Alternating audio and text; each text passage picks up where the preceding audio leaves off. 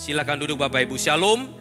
Puji Tuhan saudara, hari ini kita akan belajar kebenaran firman Tuhan dengan tema yaitu ajaran Yesus memberikan masa depan. Kenapa ajaran begitu penting? Karena ajaran itu saudara akan termemori di dalam pikiran kita. Karena ajaran itu bukan hanya sekali diperkatakan. Ajaran itu akan terus menerus disampaikan, dinasehatkan kepada kita. Seperti halnya orang tua kepada anak-anak. Tidak henti-hentinya saudara orang tua mengajar kepada anaknya. Anaknya tidak cukup sekali diajar saudara. Baru bisa berubah. Akan terus diperkatakan. Sehingga itu termemori di dalam pikirannya. Tergores di dalam hatinya. Apa itu tergores di dalam hatinya? Kalau saya mengambil saudara, tergores itu adalah sesuatu yang mendidik. Sesuatu nasihat mungkin sampai hatinya itu terasa pedih saudara. Ya, kadang-kadang nasihat orang tua itu kan terasa pedih toh. Tetapi sesungguhnya itu bukan hanya main sampai pikiran. Tapi itu sampai ke dalam hati kita. Termasuk kebaikan. Kebaikan yang kita hanya bisa nalar dengan pikiran kita. Oh itu baik, itu lumrah, it's okay lah. Tetapi kalau kebaikan yang dilakukan sampai tergores di dalam hati kita, itu kita tahu. Bukan sekedar kebaikan, tetapi itu dilakukan dari hati. Itu dilakukan saudara bukan sekedar hanya kebaikan biasa. Nah itulah saudara yang harus terus diajarkan kepada anak kita. Sehingga dia tergores di dalam hatinya. Dan kenapa ajaran Yesus Bapak Ibu? Karena di dunia ini begitu banyak ajaran. Ya, ajaran dari guru, bagus. Kalau kita belajar dari tokoh-tokoh saudara di China itu ada Kongzi, ada juga Socrates, ada juga banyak sekali tokoh. Tetapi saya mau katakan ajaran itu tidak membawa kita sampai kepada kekekalan. Makanya ajaran Yesus itu memberikan masa depan bukan hanya sekedar di bumi, tetapi membawa sampai kepada kekekalan. Kongzi itu hidup 600 tahun sebelum Yesus lahir. Muridnya pernah bertanya kepadanya, "Guru, setelah kita nanti mati, kita ada di langit. Apakah di langit itu kita masih melakukan kebajikan, kebaikan?" Kongzi ngomong begini, "Tidak ada satu orang pun yang tahu apa yang terjadi di langit. Tetapi yang pasti sekarang kita ada di dunia, di bumi ini. Kita harus terus mengamalkan kebajikan, cinta kasih dan kebaikan." Bagus ajarannya, tetapi hanya sampai di bumi. Apakah itu jelek? Tidak. Itulah saudara orang bijaksana, itulah orang suci. Yang memang dia tidak tahu apa yang terjadi di langit sana. Dia tidak tahu apa yang akan terjadi di hidup yang kekal. Karena memang dia manusia. Tetapi karena dia suci, dia baik. Dia mengutarakan, dia mengamalkan ajaran yang baik sekali Bapak Ibu. Itu Kongzi saudara. Tapi saya mau katakan, nanti kita akan buat perbandingan. Perbandingan ini bukan satu menjelekan, tetapi kita melihat bahwa ajaran Yesus membawa sampai kepada kekekalan. Ajaran Yesus itu adalah sempurna yang datangnya daripada Bapa kepada kita. Dan itulah yang harus kita praktekkan di dalam keseharian kita. Karena saudara, kalau ajaran itu sudah sampai tergores di dalam hati kita, maka suka nggak suka, mau nggak mau, refleks kita, kebiasaan kita akan mengikuti apa yang ada di dalam hati. Karena apa yang kamu perkatakan, apa yang timbul, apa yang kamu lakukan itu datangnya dari hati kita. Sadar tidak sadar Bapak Ibu, itu datangnya dari hati kita. Anak saya yang kedua, ya kami ada peraturan kalau di rumah. Kalau lagi makan tidak boleh nonton TV dan pegang HP. Kalau sampai menyalai kita akan tulis di kertas. Main HP, makan tidak boleh main HP dan nonton TV. Satu ketika dia lupa saudara, saya ngomong gak boleh main HP. Sekali lagi tulis loh ya. Saudara, baru saya ngomong, saya ke kamar. Enggak sampai 10-15 menit saya keluar lagi, main HP lagi. Loh, kamu kok main? Sengaja ya? Enggak Pi. Enggak sengaja Bapak Ibu. Anak kecil polos Bapak Ibu, tulus ngomongnya. Enggak seperti kita orang tua toh. Kita ngomong gak sengaja, mungkin sengaja kan? Enggak, Bi, gak sengaja. Loh, kenapa kalau gitu kamu melakukan? Enggak tahu, Bi. Karena kebiasaan-kebiasaan yang sudah dilakukan, sampai dia gak sadar bahwa dia tetap melakukan. Makanya kita harus ngajar ngomong terus, Bapak Ibu. Tidak henti-hentinya. Jangan sampai kita punya persepsi, Pak kan masih anak kecil. Justru masih kecil, kita punya kesempatan ngajar dan ngomong untuk dia berubah. Kalau nanti dia sudah dewasa, sudah bisa cari uang, sudah pinter Bapak Ibu, kita ngomong, dia nggak akan terlalu reken. Apalagi dia sudah gocap lakcap Bapak Ibu. Gocap lakcap tahu ya? Sudah 50, 60. Orang kalau sudah ada umur 60, 70 Bapak Ibu, saya mau katakan sebetulnya mereka sudah sedikit mendengar, tapi lebih banyak bicara. Betul? Makanya saudara kalau waktu dia kecil, waktu dia muda, dia tidak diisi sesuatu yang benar, apa yang keluar dari mulutnya? Ajaran yang salah, statement yang salah, pemikiran yang salah. Makanya sejak dini kita harus ngajar dengan baik. Ada seorang ibu di kota lain, saya duduk dengan dia, saya duduk di sebelah kanannya.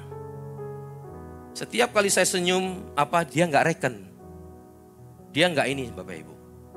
Berapa kali saya duduk lagi makan sama dia, sampai dia cerita. Ya, Pak, saya punya mata sebelah kanan ini buta. Kalau kita berjumpa dengan orang Bapak Ibu, kadang orang itu nggak senyum. Jangan kita langsung ambil keputusan underestimate sama orang. Entah dia sibuk, dia lagi punya masalah, atau mungkin matanya bermasalah, kita nggak tahu. Dari jauh saya senyum kok dia nggak senyum ya. Mungkin dia minus Bapak Ibu. Mungkin dia plus, mungkin dia orang tua. Yang dari jauh nggak bisa lihat senyum kita sehingga dia nggak bales. Makanya jangan baperan dikit-dikit ketemu orang, nggak disapa. Dia banyak pikiran kita juga nggak tahu. Nah yang saya mau ceritakan begini. Pak, saya tahu saya buta ini setelah saya buta sekitar 3-4 tahun. Pastinya pun dia nggak tahu Bapak Ibu. Loh. Jadi ibu kapan tahu butanya? Sejak saya ikut seminar kesehatan, bicara tentang mata, di mana yang membawa seminar ini minta kepada kita untuk menutup mata. Tutup mata sebelah kanan, masih aman kelihatan. Begitu dia tutup mata sebelah kiri, dunia gelap. Dia buta Bapak Ibu yang sebelah kanannya. Dia baru sadar sekian tahun, pastinya pun dia nggak tahu. Kok bisa? Nggak tahu. Karena sudah menjadi kebiasaan dia. Menjadi refleks dia melihat dengan sebelah 3/4 ke kiri. Itu sudah adalah mata yang melihat. Dia tidak sadar. Itulah refleks kita di dalam kehidupan kita. Kalau saja kita tidak dibenahi, kita tidak diajar dengan baik, dengan benar. Maka sadar tidak sadar perkataan kita, tingkah laku kita sudah menentang Tuhan. Mari kita lihat dulu firman Tuhan di dalam Yohanes 12 ayatnya 48 sampai dengan ke 50. Poin pertama bicara tentang Yesus dan ajarannya. Yohanes 12 ayat 48 dikatakan, barang siapa menolak aku dan tidak menerima perkataanku. Jadi menolak Yesus bukan hanya pribadinya, tetapi juga perkataannya. Jadi pribadi dan perkataan tidak bisa dipisahkan. Pribadi dengan ajaran tidak bisa dipisahkan. Kenapa? Banyak orang ingin menerima pribadi Yesus sebagai juru selamat, tetapi dia tidak mau mengikuti perintahnya, padahal nggak bisa dipisahkan. Ia sudah ada hakimnya, yaitu firman yang telah kukatakan. Itulah yang akan menjadi hakimnya pada akhir zaman. 49.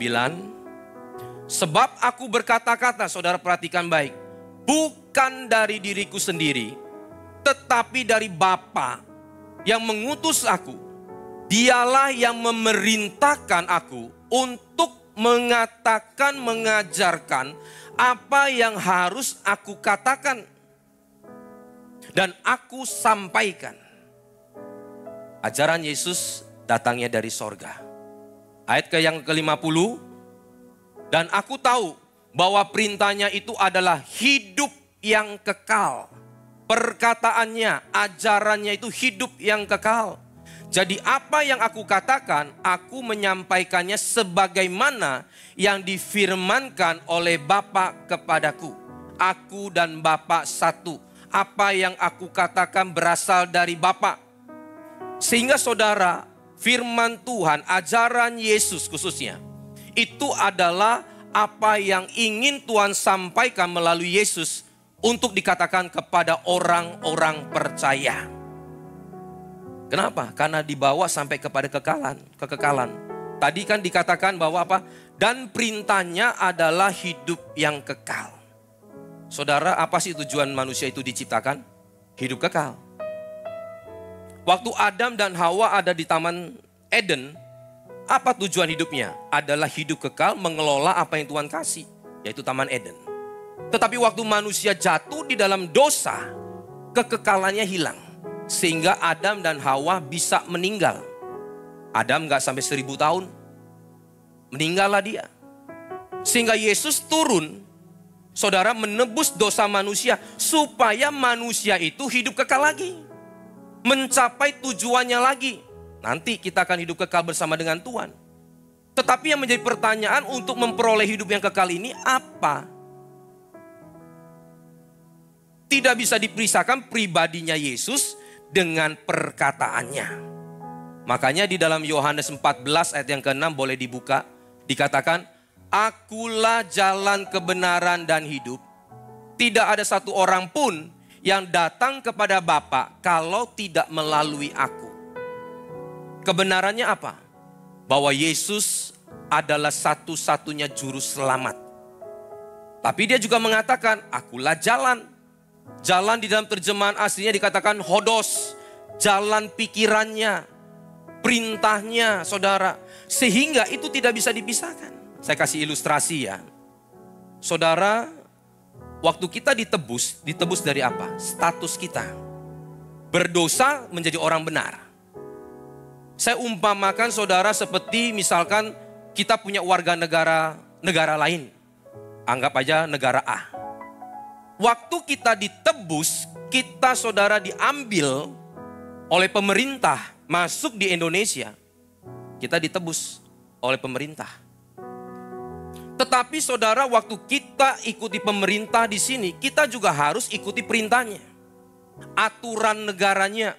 Kita nggak bisa mau ditebus tetapi kita masih pakai negara yang A tadi. Nggak bisa. Harus ikut aturan main apa yang dilakukan, diperintahkan di negara A tersebut. Jadi tidak bisa dipisahkan. Kita dari orang berdosa menjadi orang benar. Dan sekarang bagaimana orang benar itu harus hidup. Itu perintahnya. Makanya sekali lagi Bapak Ibu, tidak bisa dipisahkan ajaran dan perintah Tuhan di dalam hidup orang benar. Kita saudara, khususnya saya 18-19 tahun yang lalu belum orang percaya. Saya banyak baca buku, ya, banyak dengar orang tua saya ngomong. Salah satunya adalah tadi Kongzi, ya karena saya keturunan Chinese ya. Saya sedikit melihat dengar orang tua saya ngomong. Sedikit banyak saudara orang Chinese itu dipengaruhi sama ajaran ini. Termasuk papa saya kalau ngomong. Kamu itu sama orang tua harus berbakti. Kamu itu sama orang itu harus baik. Makanya waktu 3 tahun yang lalu papa saya, waktu saya mau pindah ke Surabaya, dia telepon saya. Papa cuma mau pesan begini. Kamu harus jadi orang baik. Karena orang baik selalu ditolong Tuhan. Saya nggak tahu kalimat itu dari mana. Orang mungkin mau coba buat jahat sama kamu. Tapi kalau Tuhan tahu kamu orang baik, kamu jangan pernah takut. Jadi jangan pernah jadi orang jahat selama hidup kamu. Dan saya merasa bahwa ya itu ajaran turun-temurun yang diberikan saudara. Ya. Makanya orang Chinese itu mengadopsi ajaran Kongzi ini ada 2. Tapi yang mengenai kebaikan dan cinta kasih boleh ditampilkan. Nah saya tadi ini baru kasih, jadi tulisannya kalau slide-nya kurang bagus mohon maaf. Karena tadi di Dafam waktu saya ngomong tulisan ini, jemaat pada begini matanya. Ini ada dua kemungkinan, satu bingung, kedua marah saudara. Ya, saya kan gak mau sampai buat orang berdosa toh. Nah jadi saya harus munculkan, jadi ya itulah saya ambil dari Google. Jadi masih ada kisi-kisinya apa itu, kuning-kuning gitu ya. Nah ren yang saya masuk itu ada yang nomor 1 ini, yang sebelah kiri kalau menghadap ke layar. Ren ini cinta kasih. Saudara kalau tahu tulisan Chinese, ini ren itu manusia, betul ya? Ren manusia. Dua, artinya dalam hidup manusia itu selalu harus ada timbal balik. Kalau orang berbuat cinta kasih, berbuat baik kepadamu, kamu juga harus berbuat baik kepada dia. Makanya saudara akhirnya muncul, kalau orang buat baik kepada kamu, buat baik. Lalu ada tambahannya. Kalau orang buat jahat kepada kamu, buat jahat. Gak salah. Karena dia jahat dulu. Nah tapi ren yang kedua itu sabar. Atas itu tahu, pisau. Sin itu bawah hati. Orang kalau sabar itu sedang seperti menancapkan pisau ke dalam hatinya. Nahan saudara. Gak enak sabar. Dilukai dia harus sabar. Tulisan Chinese itu banyak artinya Bapak Ibu. Tetapi yang saya mau katakan yang ini, cinta kasih. Tadi kan saya sudah katakan ya, satu perbandingan. Mereka mengajarkan bahwa kita harus berbuat baik kepada seseorang yang buat baik kepada kita. Tapi apakah bisa orang berbuat seperti itu setelah manusia jatuh di dalam dosa? Diupayakan silakan, diusahakan silakan.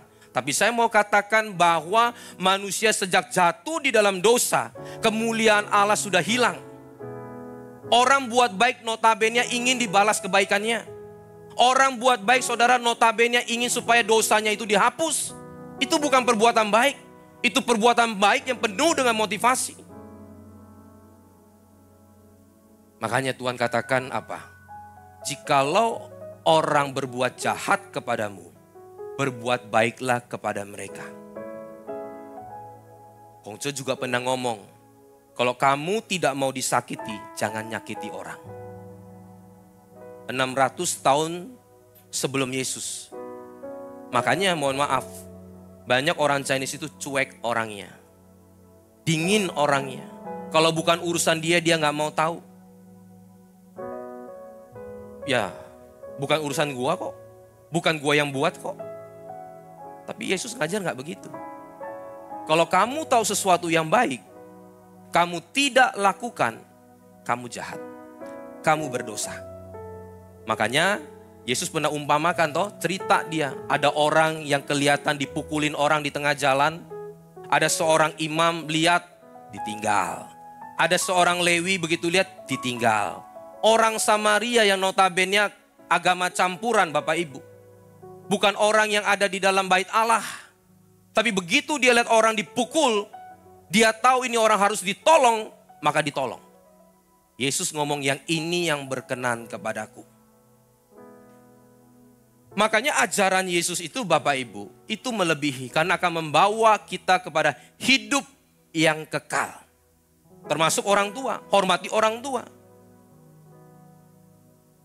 Maaf saudara, 18-19 tahun yang lalu waktu saya belum belajar firman Tuhan, kita banyak orang yang tidak mau jadi Kristen. Katanya kalau sudah jadi Kristen, sudah jadi orang Kristen yang puhau katanya. Sudah jadi orang Kristen yang gak berbakti sama orang tua. Dan itu masih sebagian terjadi saudara. Saya kenal satu perempuan, gak cocok sama papanya. Waktu dia sudah besar, sudah berhasil, bisa cari uang. Ya, sudah bisa berhasil. Papanya pernah marahin dia, karena cekcok terlalu besar.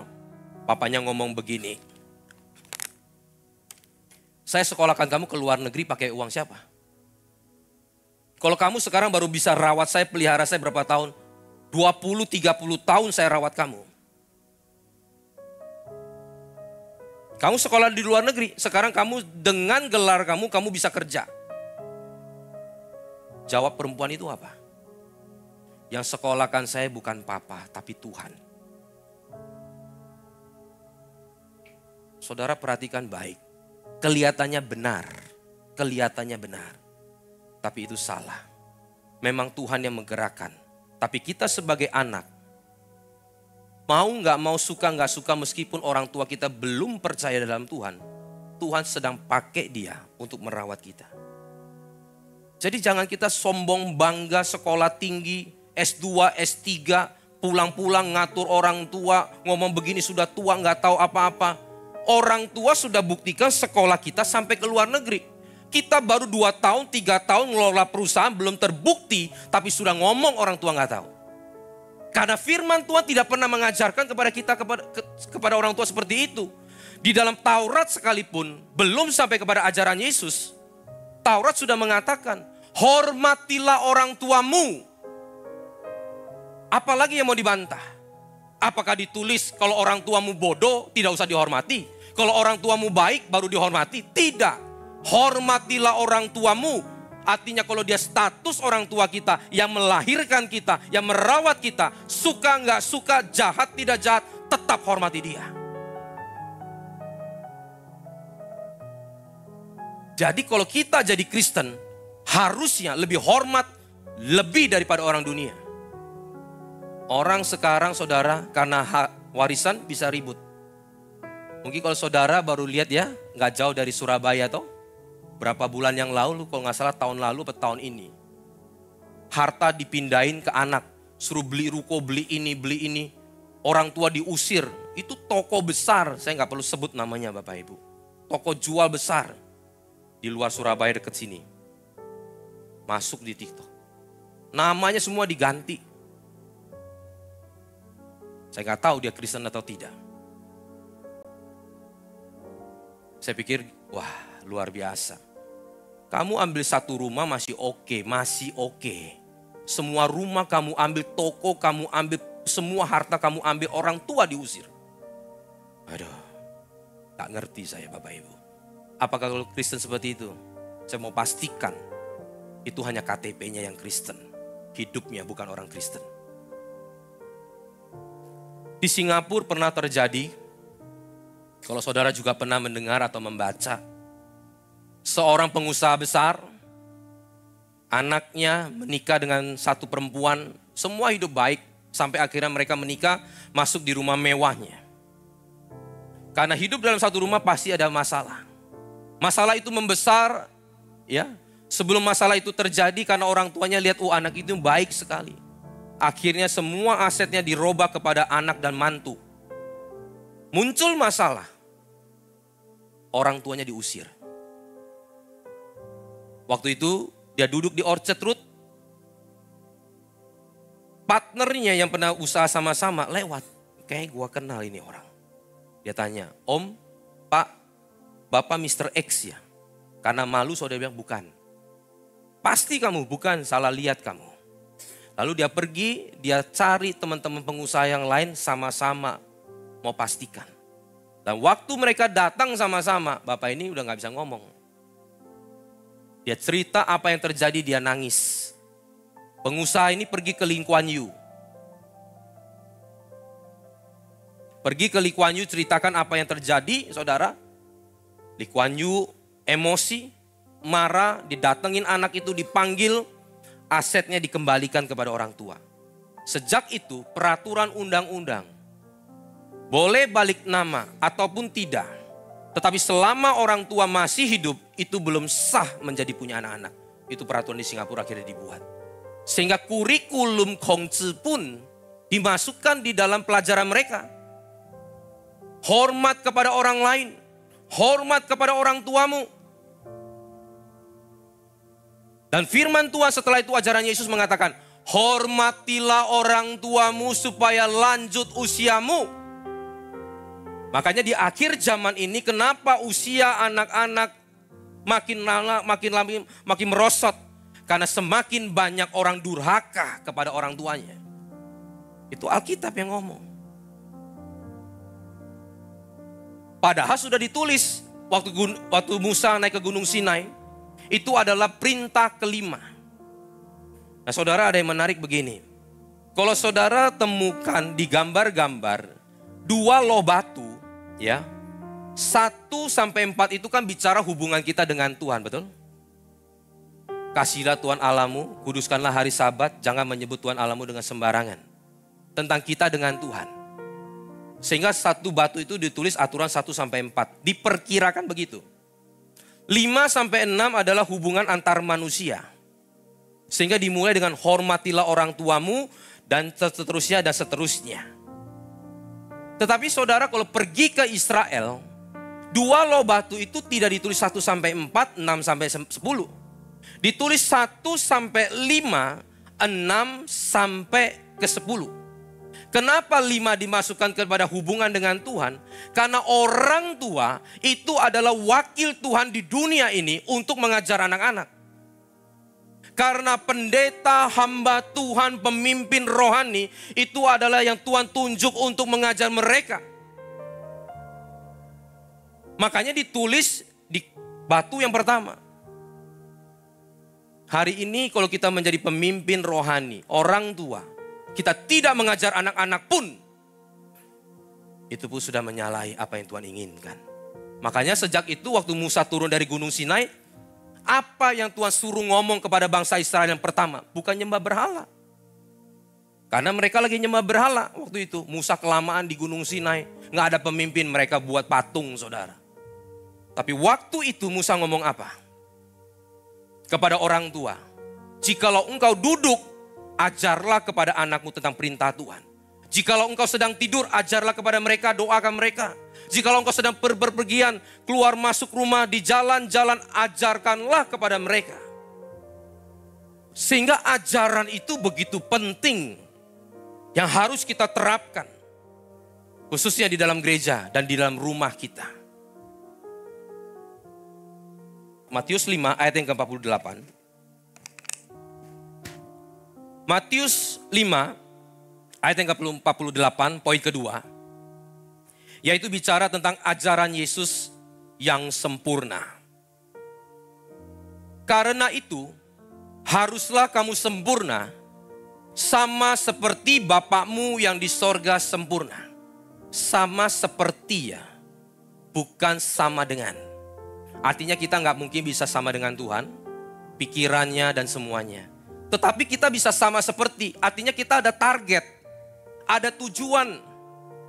Sama seperti Bapa di sorga bukan berarti bentuknya, wujudnya dan lain sebagainya. Loh, Bapak tahu dari mana? Makanya tadi kata pertama itu ditulis karena itu hendaklah kamu sempurna. Kalau bicara karena itunya ada di atas ayat-ayat sebelumnya. Sehingga kita jangan tafsir sembarangan. Sempurna apa? Bahasa rohnya yang sempurna, kuasanya yang sempurna, apanya yang sempurna, begitu Bapak Ibu. Makanya kita mundur lihat Matius 5 ayat 20-nya. Nanti boleh baca selanjutnya, itu perikop panjang sampai akhir ayat 48 ditutup. Hendaklah kamu sempurna sama seperti Bapamu di sorga. Tadi kan sudah dikatakan bahwa kalau bicara pribadi, bicara perkataannya, ajarannya. Ini Matius 5 ayat yang ke-20. Dikatakan apa? Maka aku berkata kepadamu, kata Yesus ya, kepada murid-murid. Jika hidup keagamaanmu tidak lebih benar daripada hidup keagamaan ahli-ahli Taurat, ajaran Taurat. Dan orang-orang Farisi, orang ahli Taurat juga. Sesungguhnya kamu tidak akan masuk dalam kerajaan sorga. Betul kan? Jadi kita jangan sekedar kenal pribadinya saja. Kita harus tahu ajarannya. Karena kalau kita tahu pribadinya, kita tahu kebenaran bahwa Yesus adalah juru selamat. Tapi kalau kita bilang dia juga jalan, artinya kita harus ada di dalam jalannya. Nggak bisa dipisahkan. Orang dulu berusaha dengan melakukan hukum Taurat, belajar kepada orang Farisi untuk masuk sorga. Yesus katakan tidak. Kalau kamu tidak lebih benar dari mereka, kamu tidak akan masuk dalam kerajaan sorga. Artinya, ajaran yang Yesus katakan termasuk, kalau kamu mau datang kepada Bapa, mau diselamatkan, juga harus percaya kepadaku. Ini semua orang sudah tahulah. Semua orang akan jadi Kristen. Itu termasuk di dalam ajaran Yesus. Sehingga ini dua tidak bisa dipisahkan Bapak Ibu. Kenapa? Ada orang percaya Yesus selamat, tapi dia tidak mau ikuti perintahnya sehingga dia bisa hilang. Ada orang tahu ajaran Yesus bagus, tapi dia nggak mau terima Tuhan Yesus, nggak bisa juga. Saudara tahu orang India, Mahatma Gandhi, dia tahu loh ajaran Yesus bagus, sampai dia pengen belajar, betul? Dia waktu mau masuk ke gereja ditolak karena dia kulit hitam, nggak pantas dengan pakaian dan kulitmu itu. Sehingga Mahatma Gandhi mengatakan apa? Ajaran Yesus itu memang bagus, sempurna, tapi sayang pengikutnya. Tidak seperti apa yang diajarkannya. Satu sisi kita evaluasi, memang kita salah. Tapi di sisi yang lain, saudara, dia tidak mau terima pribadi Yesus. Dan di sisi yang lain lagi, dia tidak mendapat anugerah. Makanya mengenal pribadinya, menerima pribadinya, tidak bisa dipisahkan dengan ajarannya. Sehingga waktu kita masuk di dalam ajarannya Bapak Ibu, inilah yang dikatakan sempurna. Sampai kepada kekekalan. Apa yang aku katakan, kata Yesus, itulah yang Bapa ingin aku katakan. Apa contohnya kita lihat di ayatnya yang ke-21. Kamu telah mendengar yang difirmankan kepada nenek moyang kita. Jangan membunuh. Siapa yang membunuh harus dihukum. Taurat ngajar begitu Bapak Ibu. Tetapi apa yang Yesus ajarkan? Tetapi aku berkata kepadamu, setiap orang yang marah terhadap saudaranya harus dihukum. Siapa yang berkata kepada saudaranya kafir, makanya orang Kristen tidak ada mengkafir-kafirkan orang. Harus dihadapkan ke pengadilan. Dan siapa yang berkata jahil kasar saja, ia akan diserahkan kepada neraka yang menyala-nyala. Terbukti lagi bahwa ajaran tidak bisa dipisahkan. Kalau kamu tahu pribadinya tidak mengikuti ajarannya, kamu bisa salah jalan dan kamu dan saya bisa menyimpang. Ayat selanjutnya dikatakan di dalam 23 dan 24. Sebab itu jika engkau mempersembahkan persembahanmu di atas mezbah, dan engkau teringat akan sesuatu yang ada di dalam hati saudaramu kepadamu, saudara garis bawah itu, ayat 24, ini penting, sempurnanya ajaran Yesus. Tinggalkanlah persembahanmu di mezbah, dan pergilah berdamai dahulu dengan saudaramu, lalu kembali untuk memberikan persembahanmu. Saudara, kalau kita lagi ada masalah dengan seseorang, kita berdoa sama Tuhan, Tuhan ampuni saya. Ampuni dia juga. Biarlah saya bisa mengampuni. Amin. Semua orang bisa lakukan itu. Kita mungkin beres dengan hati kita. Tapi hati saudaramu kepada kita belum beres. Makanya diminta pergi ke situ. Datengin, teleponin, ngomong sama dia. Kalau kita sudah ngomong, kita sudah datang minta maaf, orang itu tidak mau memaafkan, itu kita nggak bisa ngomong. Tapi kita sudah melakukan seperti yang Tuhan katakan, pergi ke sana, ngomong minta maaf. Salah nggak salah ngomong maaf dulu. Orang dunia salah mungkin kita ngomong. Tapi Tuhan katakan orang buat jahat, aniaya, berdusta, memfitnah kita, tetap doakan, tetap maafkan, tetap datangi dia. Sempurna enggak? Dan jangan lupa kembali memberikan persembahan. Ada orang sudah pergi lupa kembali saudara. Ya, tapi Tuhan juga enggak ngomong loh persembahannya harus gede, harus 10%, 20% enggak.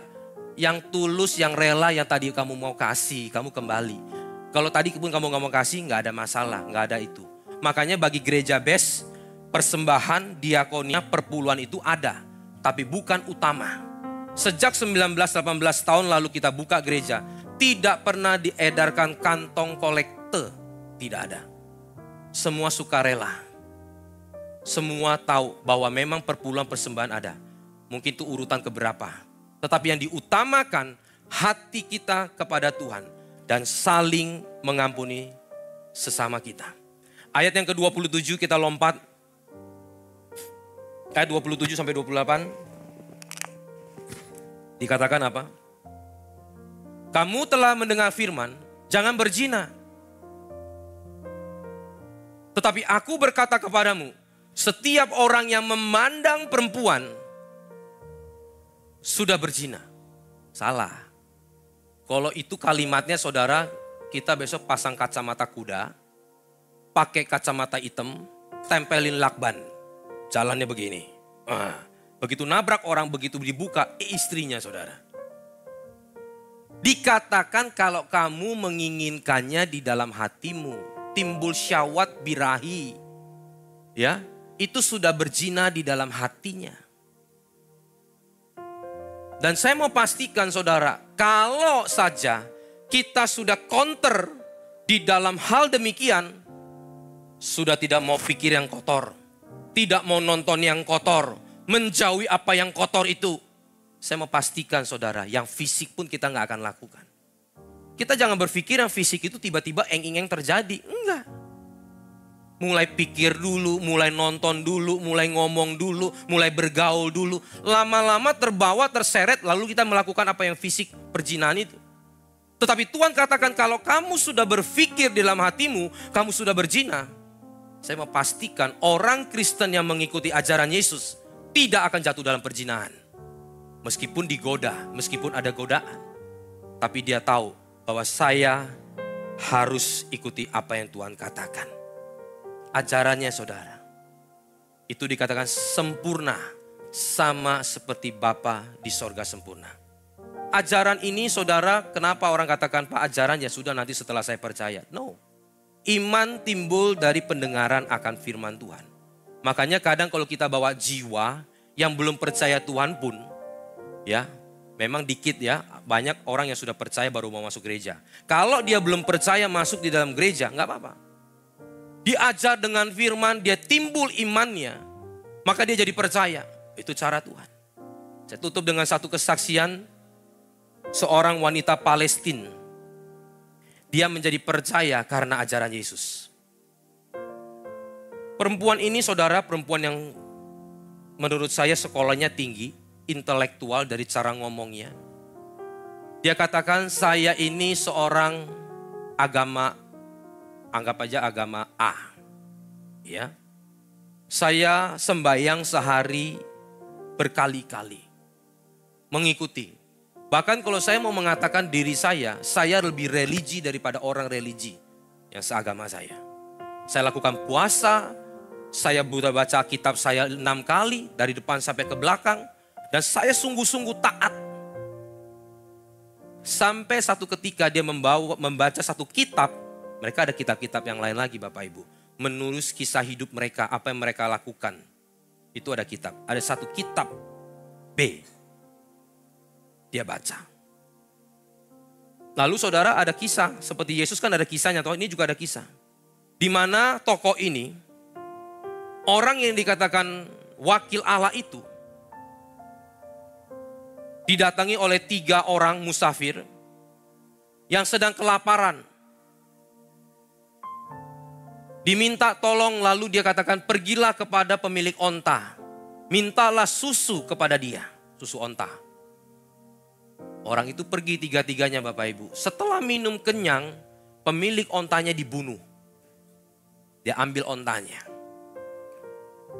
Lalu pengawal dari toko ini dengar.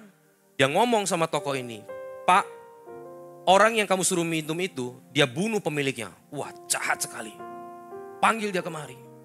3-tiganya dipanggil, lalu diadili. Mereka minta ampun pun saudara tidak diampuni. Hukumannya adalah potong tangan, potong kaki. Kaki kiri dan tangan kanan. Waktu saya dengar begitu saudara, kenapa hukumannya potong kiri, potong kanan? Saudara kalau orang potong kiri dan kiri, itu dia bisa pakai begini.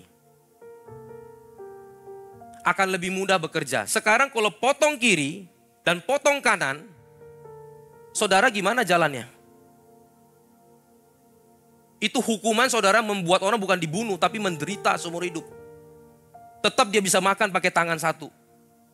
Tapi dia gak bisa kemana-mana, disiksa sampai dia mati. Waktu perempuan ini baca saudara, dia berdiri, dia gemetar. Orang yang saya selalu ikuti perkataannya, ajarannya. Saya pikirin orang suci yang luar biasa.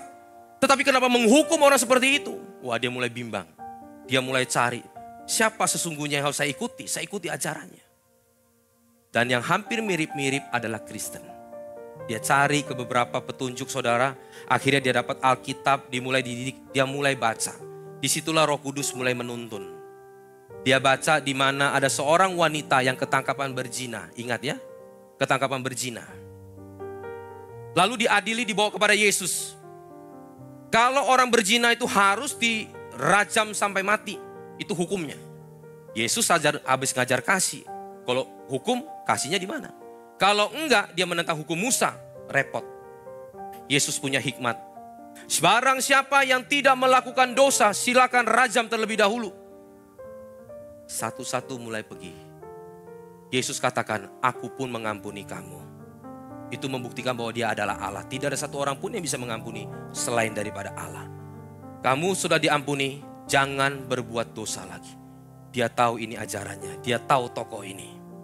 Orang yang hidup di dalam kasih mengampuni. Dan dia baca-baca yang lain lagi. Tidak ada satu celah pun, hukum pun itu tertulis dalam Galatia. Tidak ada satu hukum pun yang menentang hal-hal ini yang di dalam Alkitab. Sehingga akhirnya orang itu bertobat, dia bersaksi, dipakai Tuhan luar biasa. Makanya sekali lagi, ajaran dan pribadi Yesus tidak bisa dipisahkan. Ajaran Yesus itulah yang sempurna. Mari kita bangkit berdiri.